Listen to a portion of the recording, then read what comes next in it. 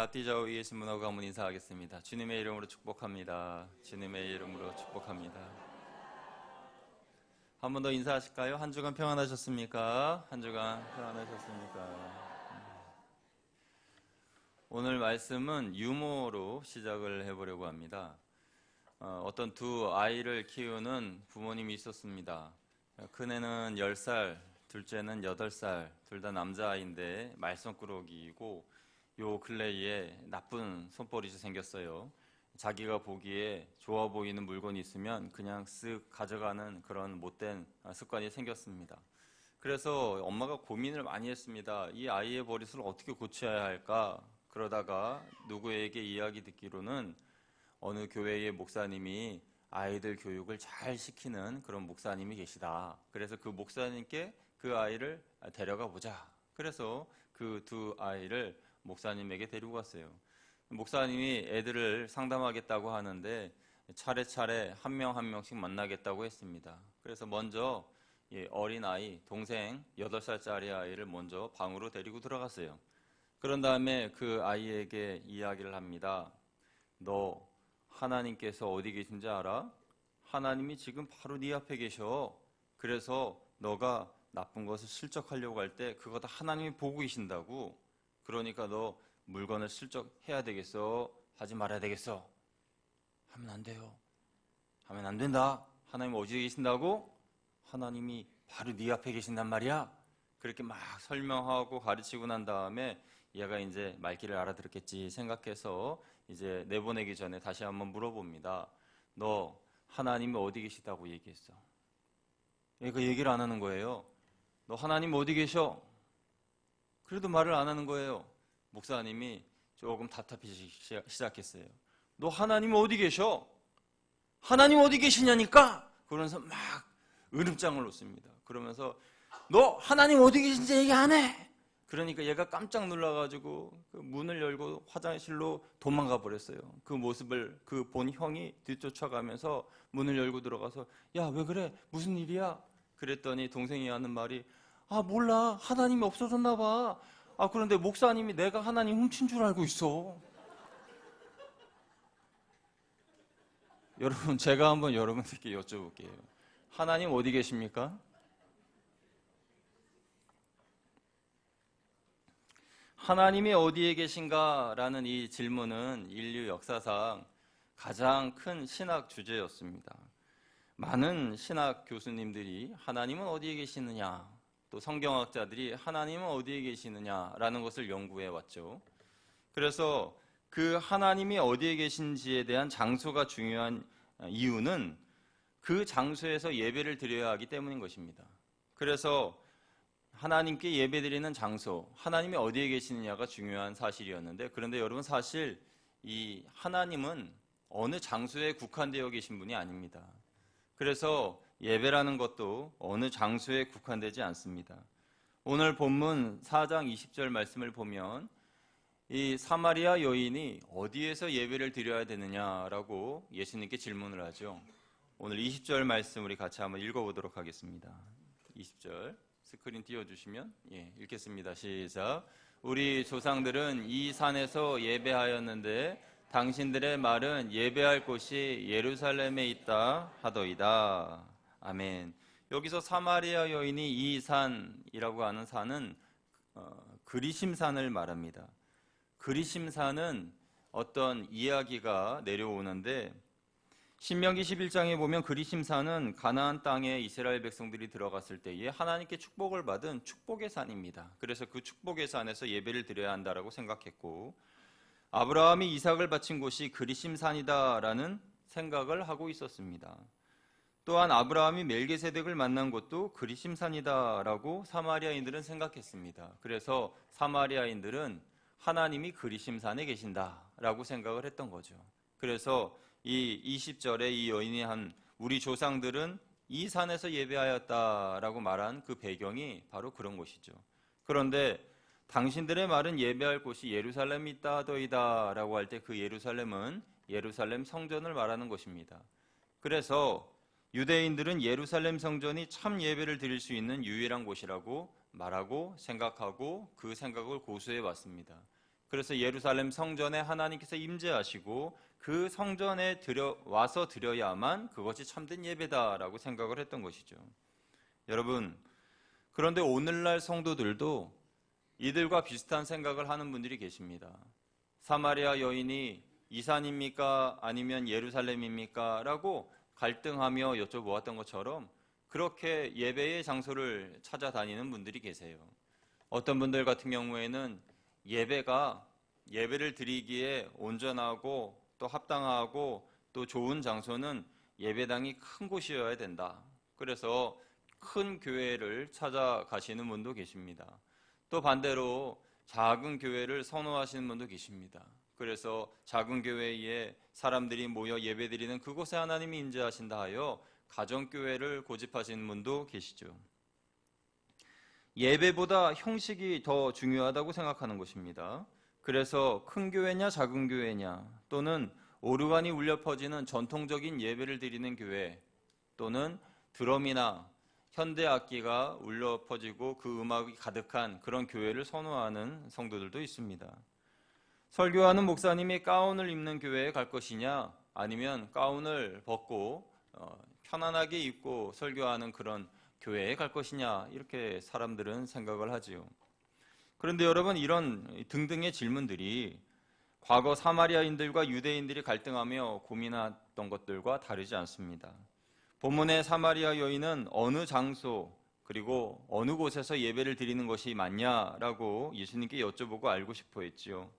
그런데 예수님은 사마리아인들이나 유대인들 양쪽 모두의 의견에 동의하지 않으셨습니다.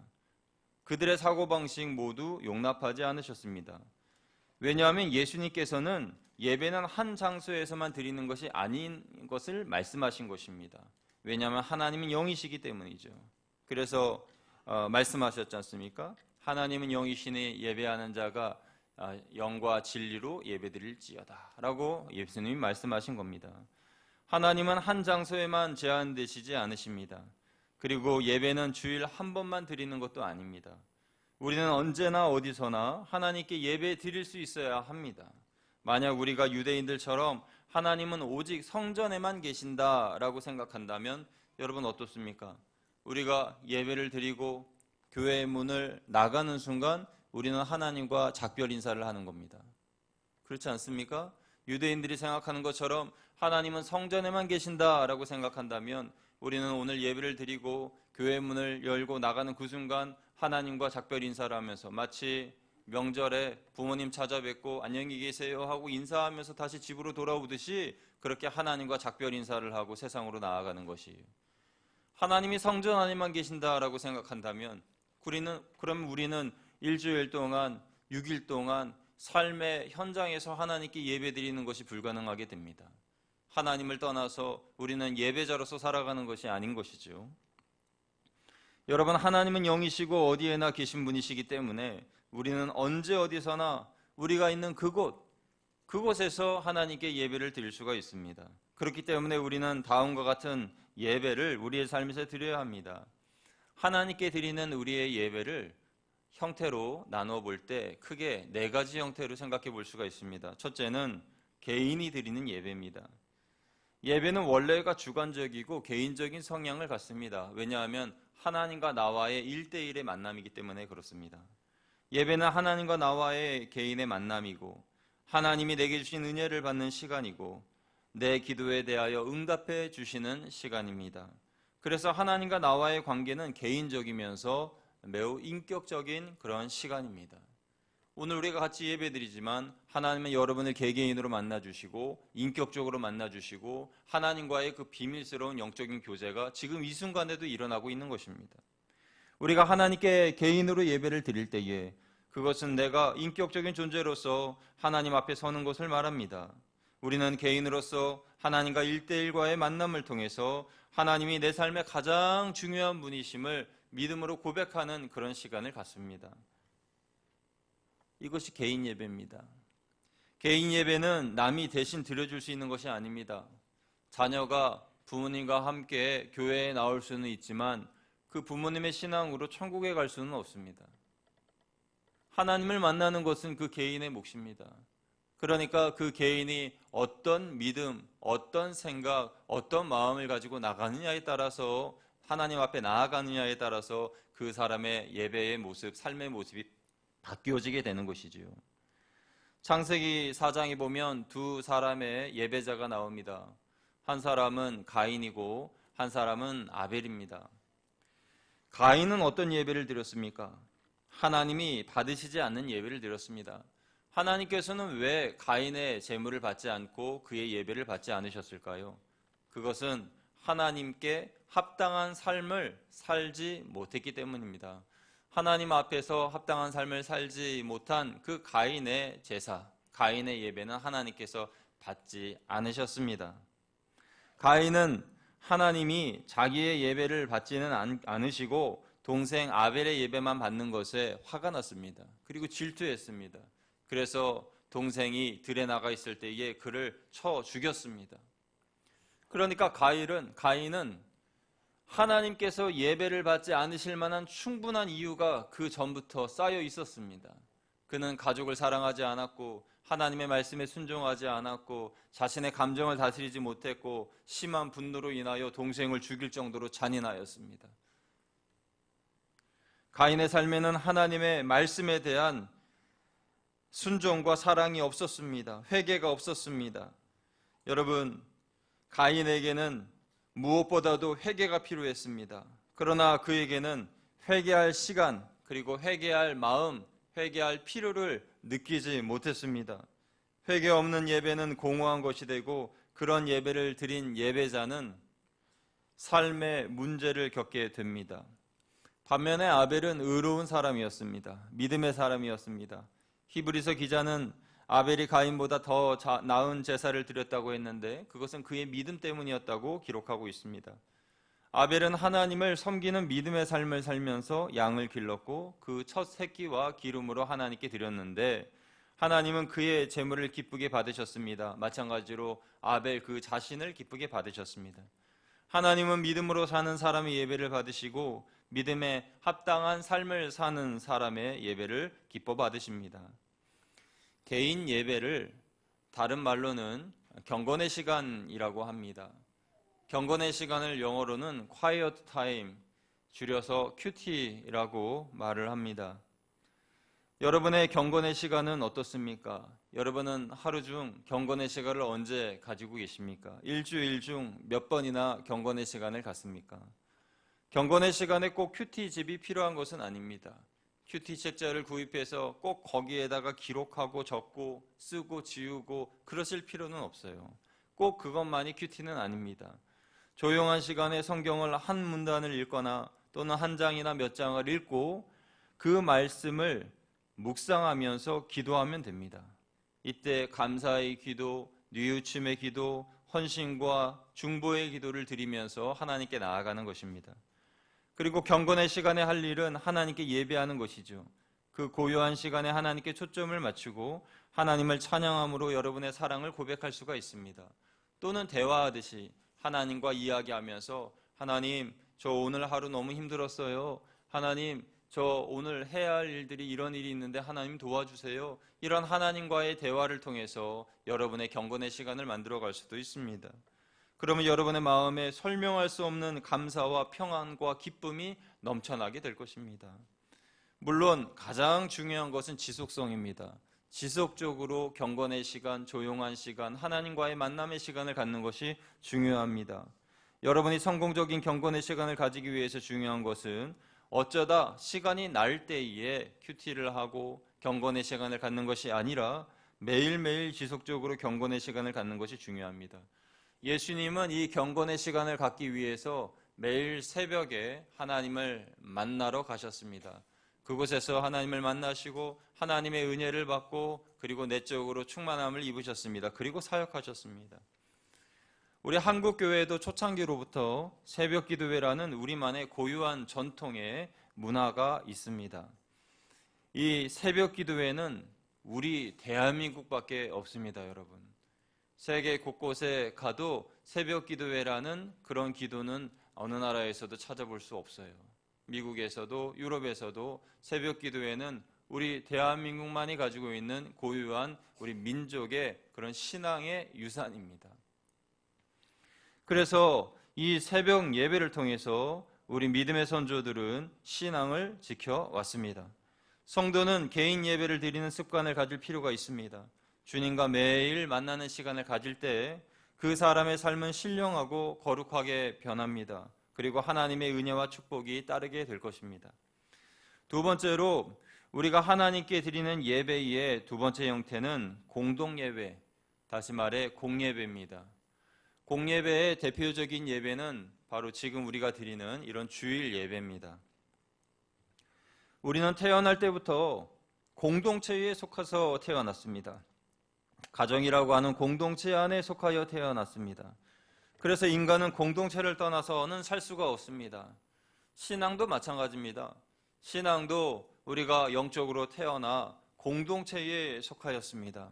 그래서 그 공동체에 속한 우리는 공예배를 드려야 합니다. 아까는 개인 예배를 말씀드렸어요. 개인 예배도 중요하고 공예배도 중요합니다. 어떤 분은 공예배를 좀 터부시합니다. 그래서 공예배보다 개인 예배를 더 중요하게 생각합니다. 집에서 개인적으로 큐티 드리면 됐지 뭐하러 주일 예배를 드려야 하나?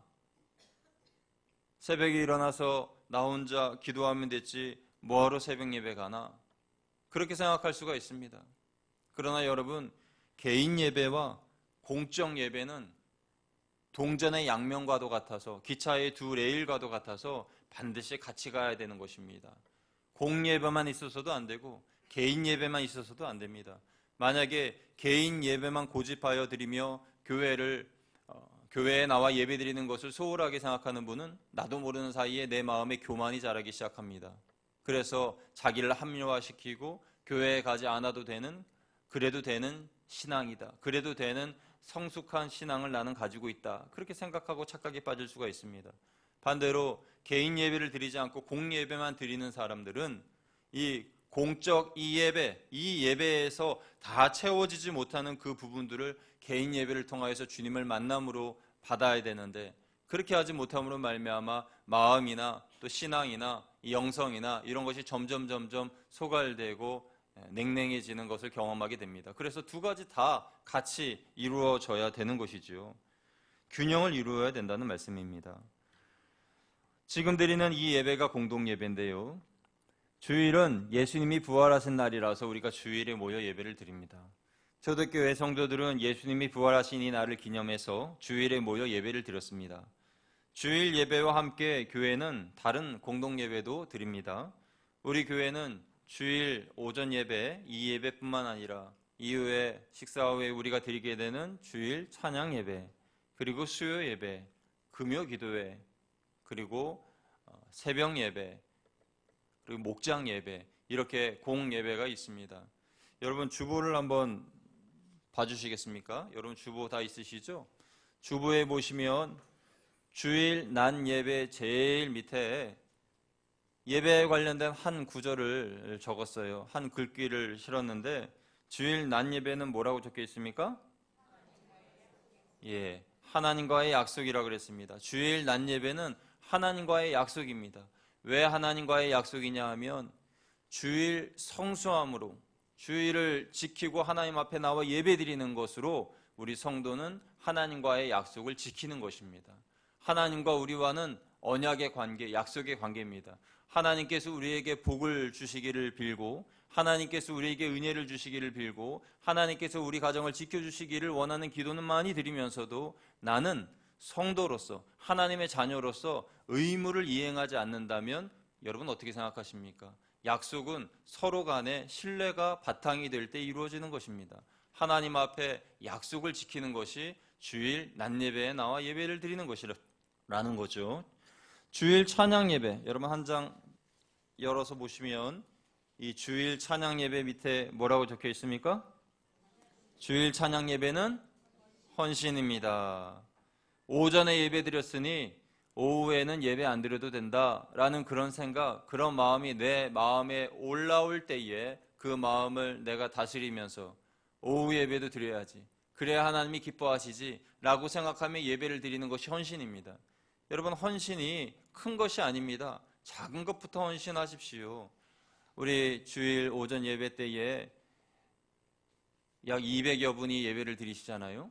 그 예배를 드리시고 난 다음에 항상 보면은 저는 성가대석을 안 보고 이 앞을 보니까 이 자리가 가득 차 있어서 항상 여러분 많이 나오셨어요. 오후 예배 때도 많이 나와주셔서 감사해요 라고 생각하고 그렇게 항상 말씀을 드리는데, 생각해 보니까 우리 성가대 대원들이 여기 있는 분을 빼가지고 이쪽으로 옮겨놨다고 생각해 보면 그만큼 빠져 가신 거예요. 2층에 있는 분들도 오후 예배 다 가시고, 뭐 그렇게 하면은 제가 생각할 때 다시 생각해 보니까 많이 나가시는 거더라고요.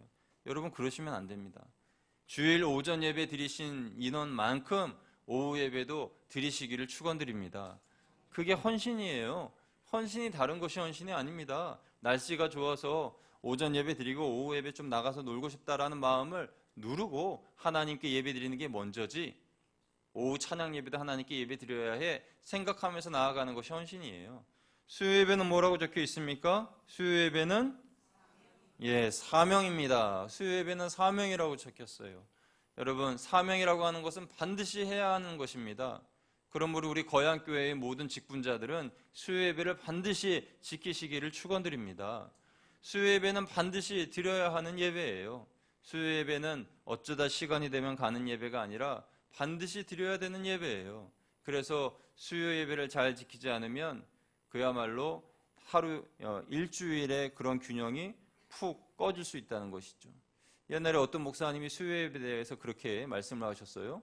우리가 빨랫줄을 널어 놓으면은, 긴 빨랫줄이 있으면은 그냥 빨래를 다 널면은 가운데가 축 처지죠. 그래가지고 이 빨래를 받치기 위해서 나무를 이렇게 딱 대어 놓습니다. 수요 예배가 그런 역할인 것입니다. 일주일을 지나면서 우리가 신앙이 약해지고 또 세상 풍파에 시들어질 때에, 그때에 수요 예배를 드림으로 다시 내가 영적으로 무장하여 세상에 나아가는 그런 귀한 예배가 바로 수요 예배라는 거예요. 그래서 우리 직분자들은, 성도님들도 마찬가지지만 직분자들은 이 수요 예배를 귀하게 여겨야 됩니다. 그래서 수요 예배가 시간이 나서 나가는 예배가 아니라 어쩔 수 없이, 직장생활 때문에 어쩔 수 없이 못 나오면 어쩔 수 없는 거지만은, 또 몸이 아프시거나 먼 곳에 있어서 이 수요일 날은 특히 차가 많이 막힙니다. 그래서 힘들어서 못 오신다고 할 때는 어쩔 수 없는 것이지만 안 나가는 것이 당연하다고 생각하는 그런 신앙은 곤란합니다. 수요 예배는 사명입니다. 금요기도에는 뭐라고 써 있어요? 금요기도에는 영적 충만입니다 그랬습니다. 뜨겁게 찬양하고 부르짖어 기도할 때 영적으로 우리는 충만해지는 거죠. 새벽기도에는 뭐라고 적혀 있습니까? 축복입니다. 새벽기도에는 축복이에요. 성경 곳곳에 보면 하나님께서 백성들에게 복을 주실 때에 새벽에 내려주셨어요. 만나도 새벽에 내려왔고 홍해도 새벽에 갈라졌고 18만 5천 명의 아수르 군사들이 몰살당한 것도 다 죽임을 당한 것도 그것도 새벽이었습니다. 그러니까 하나님께서 새벽에 이런 놀라운 기적들을 베풀어 주시는데, 새벽에 우리가 쿨쿨쿨 잠을 자서는 안 되는 거죠. 새벽을 깨워야 되는 겁니다. 이 외에도 우리는 목장 예배에도 힘써야 됩니다. 목장 예배는 사랑이에요. 같이 모여서 예배 드려야 사랑이 넘치는 겁니다. 여러분, 목장 예배에도 힘써 주시길 축원드립니다. 축원드립니다. 목장 예배에 힘써 주셔야 돼요. 목장 예배는 우리의 이 근간이에요. 근간, 뿌리예요. 뿌리. 그래서 뿌리가 시들어지면요, 그러면 나무가 다 썩어버려요. 저희 집에 화분이 하나 있었는데 제가 모르고 그냥 이 화분을 좀 잘 키워야지 하는 생각에 물을 그냥 콸콸콸콸콸 해가지고 엄청 그냥 물을 많이 줬어요. 물만 많이 주면은 나무가 잘 자라는 줄 알고. 근데 얼마 되지 않아서 그 뿌리가 다 썩어가지고요, 이파리가 다 떨어지고 시들시들해지고 그랬습니다. 여러분, 뿌리가 썩으면요, 나무가 다 썩고 이파리가 다 떨어집니다. 목장 예배는 뿌리입니다. 우리 목자님들, 예배를 충실하게 인도해 주시기를 부탁드립니다. 우리 목원분들, 목장 예배에 열심히 나오시기를 축원드립니다. 아멘 소리가 왜 이렇게 작아요? 축원드립니다. 여러분 다 목장 예배에 다, 목원들 아니에요? 전부 다 목원들이잖아요. 그러면 여러분 다 목장 예배에, 그래서 목자께서 예배를 안 드린다, 막 이러면 따져야 되는 거예요. 왜 예배 안 드리냐고. 예배 드리자고 막 그래야 되는 거예요. 여러분들이 스스로의 신앙을 지켜가야 되지 않겠습니까? 주일 낮 예배, 주일 찬양 예배, 수요 예배, 금요 기도회, 새벽 기도회, 목장 예배, 이 예배를 우리가 포기해서는 안 된다는 것입니다. 우리는 모이기를 패하는 어떤 사람들의 습관과 같이 하지 말고 오직 권하여 그날이 가까우면 올수록 더욱 열심히 모여야 합니다. 여러분, 교회에서 예배가 많다고 생각하는 분들이 많죠. 그런데 여러분, 히브리서 10장 25절 말씀에 모이기를 패하는 어떤 사람들의 습관과 같이 하지 말고 오직 권하여 그날이 가까이 오면 볼수록 더욱 그리하자 그랬어요. 더욱 그리하자. 예배를 더욱 열심히, 더욱 많이, 더욱 자주 예배를 드리자라고 말씀하고 있습니다. 초대교회 성도들은 날마다 모여서 예배 드렸어요. 그러니까 주일부터 그 다음 주일까지 매일매일 예배를 드린 거죠. 여러분, 모이는 것이 충성이고 모이는 것이 헌신입니다. 예배로 나아가는 것 그 자체가 충성이고 헌신입니다. 여러분이 하나님 앞에 하기를 원하는 헌신은 무엇입니까? 하나님 앞에 드리고자 하는 헌신이 뭐예요? 어떤 큰 거를 생각하고 계십니까? 큰 일을 할 수 있는 사람은 작은 일부터 차근차근 잘하는 사람입니다. 하나님 앞에 큰 것을 드리고 큰 일을 하고 큰 영광을 드리기를 원하시는 분들은 이 예배부터 잘 지켜야 되는 거예요. 믿으시면 아멘. 그렇다면 공동예배는 어떻게 드려야 할까요? 공동예배를 드릴 때에 성도의 4가지 자세가 있습니다. 첫째는 진심으로 찬양해야 합니다. 진심으로. 찬양하더라도 건성으로 대충대충이 아니라 진심으로. 또 집중해서 말씀을 들어야 합니다. 말씀을 들을 때에 졸음이 오면 자신의 허벅지를 꼬집어가면서 집중해서 들어야 되는 거예요. 그래서 예전에 어떤 성도님, 제가 그분 말씀 듣고 참 감동을 받았는데 바늘을 하나씩 가지고 다닌대요. 바늘을 가지고 다니면서 졸릴 때마다 허벅지나 종아리를 콕콕 찌른대요. 정말입니다. 그렇게 콕콕 찌르면서 잠을 쫓아내면서 하나님의 말씀을 듣고 예배에 집중한다 그래요. 셋째는 마음 모아서 기도하는 겁니다. 하나님 앞에 기도할 때 마음을 모아서. 넷째는 정성스러운 헌금입니다. 공예배에는 헌금이 반드시 들어갑니다. 왜냐하면 하나님께 내가 내 자신을 드리는 그 예표로 하나님께 예물을 드리는 거죠. 저를 한번 따라해 주시면 감사하겠습니다. 진심으로 찬양하자. 집중해서 말씀 듣자. 마음 모아 기도하자. 정성 다해 헌금하자. 여러분, 이 4가지를 잊지 마시기를 부탁을 드립니다. 여러분, 예배의 대상은 하나님이십니다. 그러므로 우리는 정성을 다해서 예배해야 합니다. 여러분이 찬양할 때 진심으로 마음에서 우러나오는 신앙의 고백을 하시기 바랍니다. 여러분의 말씀을 들을 때 집중하여서 그 말씀 하나하나가 하나님이 내게 주시는 귀한 말씀인 줄 알고 들으시기를 부탁을 드립니다. 셋째로, 기도할 때에 마음을 모아서 기도하십시오. 우리의 마음이 분산돼서는 안 됩니다. 이 생각 저 생각하면서 기도해서는 안 됩니다. 기도할 때는 집중해서 하나님 앞에 탄원하며 올리며 기도해야 하는 것이죠. 넷째로, 헌금을 드릴 때 정성스러운 헌금을 드려야 합니다. 건성해서 헌금이 아니라 정성을 다한 헌금, 내 마음을 담은 헌금. 가인의 제사가 아니라 아벨의 제사처럼 하나님께 내 삶을 담아 드리는 그런 예물로 올려드려야 됩니다. 그러면 예배에 성공하지 못할 분은 아무도 없습니다. 예배에 성공하면 인생에 성공하는 것입니다. 여러분, 이런 유머가 하나 있습니다. 오늘은 유머가 많은데 하나만 더 하겠습니다. 이비인후과 병원을 운영하시는 어떤 원장님이 계시는데요, 이 원장님이 독실한 크리스천이셔서 그래서 많은 목사님들이 그 병원에 찾아가서 진료를 받으셨습니다. 어느 날 그 병원에 목사님들이 오셨는데 2분이 연달아서 진료를 받으셨어요. 그런데 너무 설교도 크게 하시고 또 기도도 너무 인도를 크게 하셔서 이 성대가 2분 다 다치셨습니다. 그래서 이 성대의 치료를 받기 위해서 오셨는데, 먼저 앞서 한 목사님이 그 병원에 들어오니까 그 병원 원장님이 이렇게 말씀하시는 거예요. 목사님, 성대에 무리가 가지 않도록 설교하실 때 목소리를 조금만 낮추시고 또 찬송하실 때도 조용히 부르시는 게 좋을 것 같습니다. 이렇게 진료를 하고 하였습니다. 그리고 2번째 목사님이 들어오셨습니다. 진료를 마치고 의사가 말합니다. 목사님, 일단 설교 시간을 10분으로 줄이시기 바랍니다. 그리고 찬송가도 4절 있는 찬송보다 2절이나 3절 있는 찬송으로 부르시면 좋을 것 같습니다. 그래서 그 목사님 두 분의 진료를 마치고 간호사가 옆에서 보고 있다가, 아니 원장님 두 분 다 증상이 비슷하신 것 같은데 왜 두 번째 목사님한테는 그렇게 말씀하셨어요? 라고 물어보니까 원장님 하신 말씀이 그 두 번째 목사님은 우리 교회 담임 목사님이시거든. 이렇게 했어요.